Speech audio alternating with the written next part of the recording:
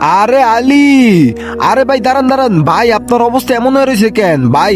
এটা আমার বন্ধু আলীর বাসা, আর আলীর আজকে জন্মদিন, তার কারণে আমি ওর কাছে আসছি, ওর একটু ডাক দিয়ে দেন। আচ্ছা ভাই।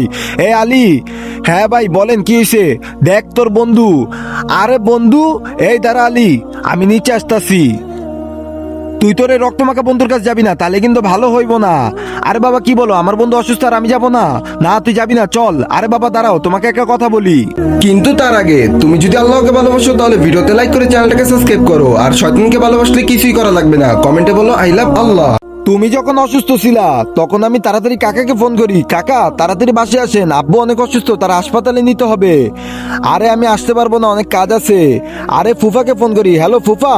আরে সেও তো ফোন কেটে দিছে, এখন কি করব? বন্ধু আসি, কই আছো? তাড়াতাড়ি আয়, আব্বুর অবস্থা অনেক খারাপ। আরে বন্ধু তাড়াতাড়ি কাকাকে নিয়ে যেতে হবে, তাড়াতাড়ি ওঠ, তাকে এখনই গাড়িতে করে আমরা হাসপাতালে নিয়ে যাই। আমার যে বন্ধু সবার আগে আসছিল, সেই বন্ধুকে আমি এভাবে অসুস্থ দেখতে পারি না। তোমার আত্মীয় স্বজন থেকে আমার বন্ধু অনেক আপন। বন্ধু চল, তোকে এখনই আমি হাসপাতালে নিয়ে যাব, চল, তোর কিছু হতে দিব না।